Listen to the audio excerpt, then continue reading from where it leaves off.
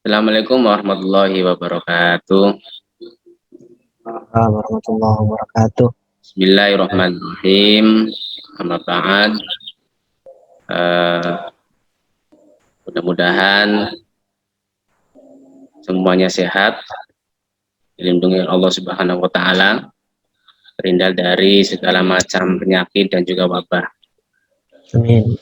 Apakah sudah kan Alhamdulillah. sudah divaksin Ya Pak. 2 kali? Ya Pak sudah. Sama, Bapak juga sudah divaksin 2 kali. Berarti sudah kebal.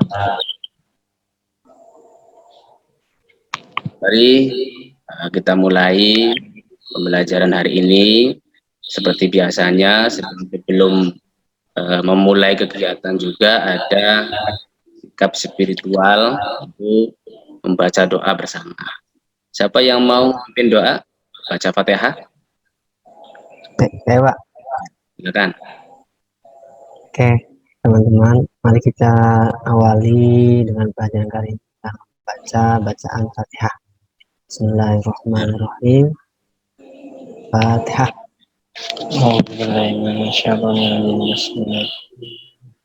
Ar-Rahmanir-Rahim, Maliki Yaumiddin. Iyyaka na'budu wa iyyaka Astagfirullah.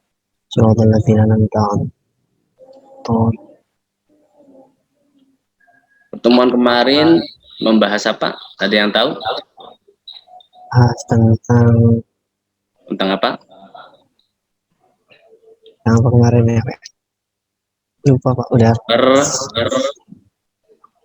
Peradilan dalam Islam.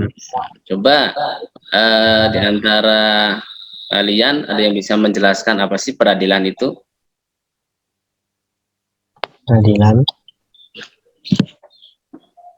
yang Peradilan dalam Islam, sebuah lembaga, ya, sebuah lembaga, instansi yang menerima gugatan atau sengketa dari kedua belah pihak. Maka nanti larinya adalah ke pengadilan. Oke, kita lanjut ke materi selanjutnya, yaitu materi apa? Ada yang tahu materinya? Selanjutan dari materi peradilan? Dari hakim dan saksi. Coba di antara kalian ada yang sudah bisa menjelaskan pengertian daripada hakim dan saksi?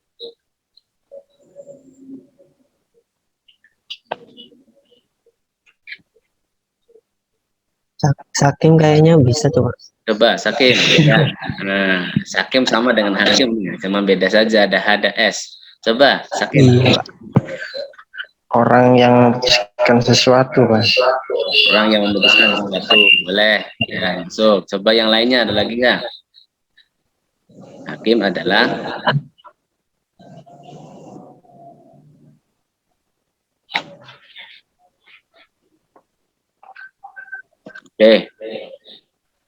ini sebelum kita masuk ke materi ya, ada KI, namanya kompetensi inti. Nah, kompetensi inti nanti akan menerapkan kepada peserta didik satu skala sikap spiritual, sikap sosial, kemudian pengetahuan, dan yang terakhir adalah keterampilan. Nanti tercover semua dalam kompetensi inti. Kompetensi inti 1, 2, 3, dan 4. Nah, setelah kompetensi inti nanti masuk kepada kompetensi dasar. Nah, kompetensi dasar ini adalah turunan dari KI yang sudah disebutkan. Pertama, menghayati ketentuan Islam tentang peradilan. Kedua, mengamalkan adil dan patuh pada hukum sebagai implementasi dari pengetahuan tentang peradilan Islam. Kemudian mengomunikasikan, bisa juga mempraktikkan penerapan Islam tentang peradilan. Indikator yang akan dicapai adalah kepada kalian nanti ya tentunya adalah satu terbiasa menerapkan apa? Menerapkan ketentuan tentang hakim dan saksi. Jadi nanti ketentuan-ketentuan itu akan menjadi pembiasaan, terbiasa yang menjadi sifat spiritual kalian. Kedua, menunjukkan perilaku hakim dan saksi dalam peradilan. Dan nanti kalian sudah terbiasa perilakunya seperti perilaku disiplin, adil, tanggung jawab, sesuai dengan apa yang sudah ditentukan di dalam materi saksi dan hakim. Kemudian menjelaskan ketentuan tentang hakim dan saksi. Nah, jadi di sini kalian juga dituntut untuk bisa menjelaskan pengertian hakim dan juga pengertian saksi di dalam peradilan Islam. Kemudian juga mempraktekannya. Jadi nanti pertemuan berikutnya di antara kalian itu bisa mempraktekkan menjadi seorang hakim atau dalam persidangan, kemudian menjadi seorang saksi, kemudian nanti ada penggugat, ada tergugat, ada bukti-buktinya, dan juga ada sumpah. Nah, nanti semuanya dipraktekkan di pertemuan yang berikut. Apakah kalian sudah siap ini menerima materi pembelajaran ini? Kayaknya masa pandemi ini sudah divaksin malah jadi didaan. Apakah sudah siap ini? Siap, Ya, mari kalau sudah siap, kita lanjut. Apa sih peran hakim? Hakim itu adalah orang yang diangkat oleh pemerintah. Jadi bukan sekedar hanya diangkat oleh satu golongan atau seseorang ya, tapi ini resmi, SK-nya langsung dari pemerintah. Nah, pemerintah berarti siapa? Yang paling tinggi. Ada yang tahu siapa pemerintah yang paling tinggi? Presiden. Berarti yang mengangkat hakim adalah presiden. Nah, kemudian setelah diangkat oleh pemerintah, tugasnya adalah menyelesaikan persengketaan. Jadi kalau persengketaan itu pasti satu orang atau dua orang? Dua Orang atau lebih, baik itu perorangan ataupun juga golongan ataupun organisasi. Nah, ini semuanya itu bisa ketika ada persengketaan, maka nanti datangnya adalah ke pengadilan. Yang memutus namanya hakim. Memutus hukum suatu perkara. Perkara apa saja? Kalau dalam peradilan agama berarti nanti ada perdata, ada KDRT, ada waris, ada hak anak asuh, ada lagi wali nikah. Ya tentunya tidak pas ya kepada kalian karena usianya masih kecil-kecil ya, masih berapa usianya? Udah balik belum? Udah ya? Nah, lanjut.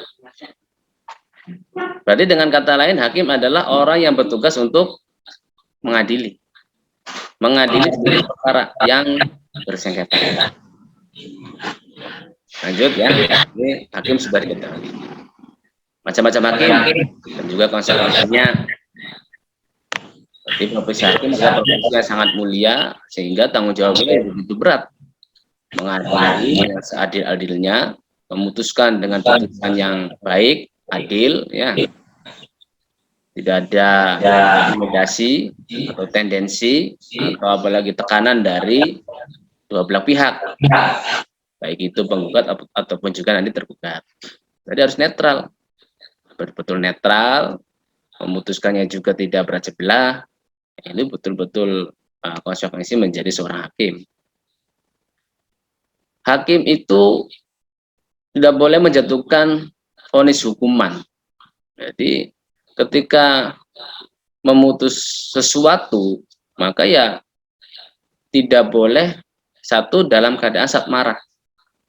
Nah, gimana? Bayangkan kalau misalnya lagi marah, kemudian memutuskan sesuatu, ya tentunya ya bisa saja nanti keputusannya itu keputusan yang salah.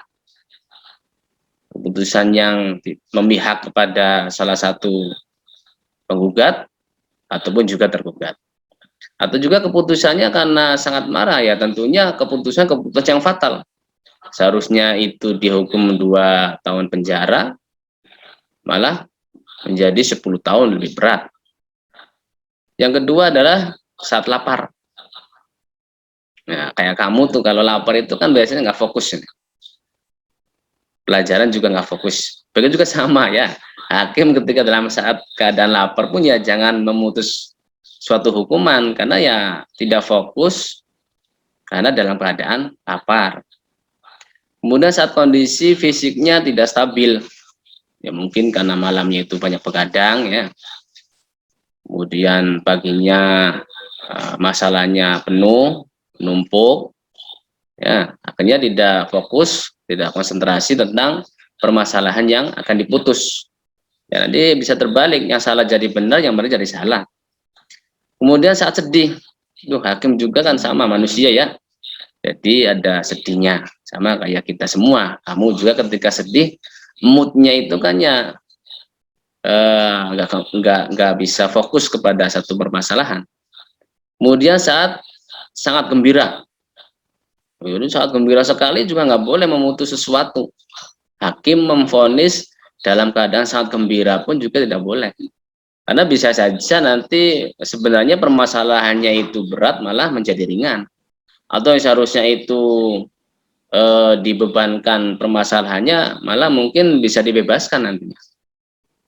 Kemudian saat sakit juga nggak boleh. Jadi bukan hanya penggugat dan tergugat saja yang ketika sakit itu tidak bisa datang, ya boleh. Hakim juga ya ketika sangat dalam keadaan sakit ya tidak boleh memutus hukuman, apalagi secara vonis. Kemudian saat sangat ngantuk, tidur ya. Jadi sama kalau kita ngajar terusan jadi guru ngantuk, ya tentunya ya tidak bisa menjadi suatu putusan. Kemudian saat sedang menolak keburukan yang tertimpa badannya kena musibah. Yang terakhir adalah ketika sangat keadaan panas dan juga dalam keadaan sangat dingin. Oke, baru materi tentang hakim. Apakah yang bisa disimpulkan dari penjelasan ini? Coba Mahdi ya bisa menyimpulkan dari materi hakim tersebut. Nanti giliran yang lain. Nah, jadi ini Pak, untuk kesimpulannya mungkin untuk hakim dan juga sanksi tadi yang telah dijelaskan Bapak ya Pak ya. Jadi untuk hakim tadi, definisi hakim itu tadi merupakan seorang yang diangkat langsung oleh presiden dan dijadikan sebagai seorang untuk memberikan keadilan bagi suatu masalah yang terjadi antara dua orang atau lebih itu sengketa. Nah kemudian dalam hal sengketa tersebut dan nanti akan ada sanksi yang diberikan kepada pelaku dan juga tersangka itu Pak. Itu berarti materi ini sangat mudah ya, kok langsung bisa menyerap ini. Ya artinya kalau bisa langsung bisa memahami kan lebih enak, bisa melanjutkan kepada materi yang lain. Coba saya tanya lah ke Ali Usman. Kalau posisi Ali Usman itu menjadi hakim ketika memutus sesuatu permasalahan ya, misal contoh masalah pencurian, ini gimana nih? Ketika Ali menjadi seorang hakim, kasusnya adalah pencurian. Coba bisa dijabarkan, Ali Usman. Gini Pak, untuk kalau kasusnya seperti pencurian, maka kita harus tahu dulu pakar masalah yang benarnya, mana yang asal mulanya, mana yang salah, mana yang benar. Dan juga ketika kita memutuskan juga kita tidak boleh dalam keadaan marah, apalagi kita dalam keadaan yang bersahabat. Dalam salah satunya itu adalah dari saudara kita, karena itu bisa menyebabkan kita tidak akan adil, yang mana yang namanya seorang hakim itu harus adil dan dalam keadaan yang benar-benar sadar dan tidak berpihak. Ya, betul. Jadi betul-betul nanti memutusnya itu dengan putusan yang rasional, ya, baik, tidak memihak. Sampai sini ada yang tanyakan? Barangkali silakan tentang masalah hakim. Kalau hakim itu boleh mengadili keluarganya sendiri, enggak Pak? Ya, boleh ya. Jadi hakim itu ya netral, meskipun itu adalah keluarganya, ya tetap kalau misal bersalah sesuai dengan proses hukum harus diadili. Dan hukumannya ya sesuai dengan undang-undang. Misal contoh mencuri ya berarti pasal berapa, nanti hukumannya apa, penjara berapa tahun. Kemudian juga misal kasus korupsi, ya tentunya ya dihukumnya ya bisa lama.